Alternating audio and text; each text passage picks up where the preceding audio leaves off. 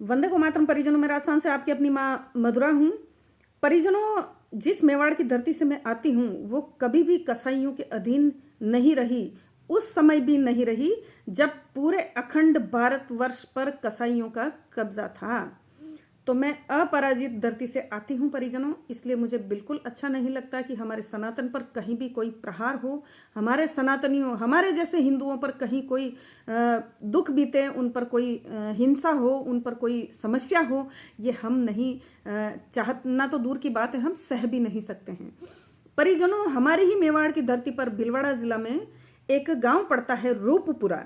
वहाँ एक government employee, एक शिक्षिका द्वारा ऐसी पुस्तकें वितरित की जाती है जिसमें सनातन विरोधी और हमारे आराध्यों के प्रति बहुत अनर्गल टिप्पणी की हुई होती है। ऐसी ऐसी गालियां उनको दी हुई होती है कि मैं यहाँ दोहरा भी नहीं सकती।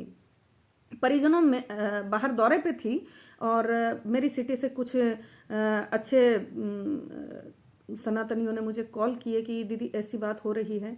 तो मैं अपना दौरा बीच में रद्द करके यहाँ आई। इस पूरे मामले को पूरा मैंने जाना समझा और वो पुस्तिका भी मैंने मंगाई है। तात्कालिक रूप से तो मुझे उपलब्ध नहीं हुई है पर हो जाएगी। तो उसमें जो अनर्गल टिप्पणियां करी हैं उसके ऊपर मैंने आज अपनी बहनों के साथ मिलकर मेरे पद्मिनी फाउंडेशन के तहत उसके बैनर के अंतर्गत एक ज्ञापन यहाँ के कलेक्टर महोदय को दिया है और आशा करती हूँ कि उस पर बहुत ही तात्कालिक और एक सटीक कार्यवाही होगी, एक कठोर कार्यवाही होगी।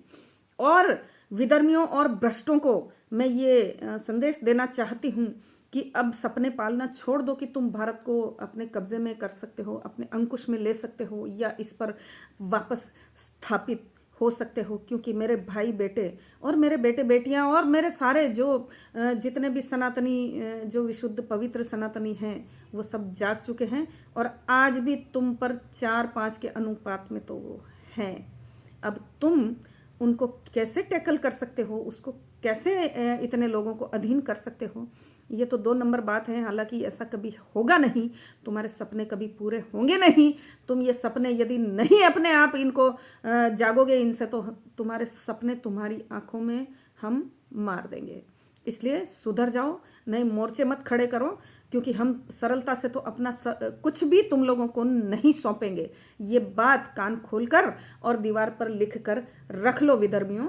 इसलिए चुप हो जाओ, शांत हो जाओ। यहाँ रहने को मिल रहा है या खाने पहनने को मिल रहा है, उसी में संतुष्ट रहो।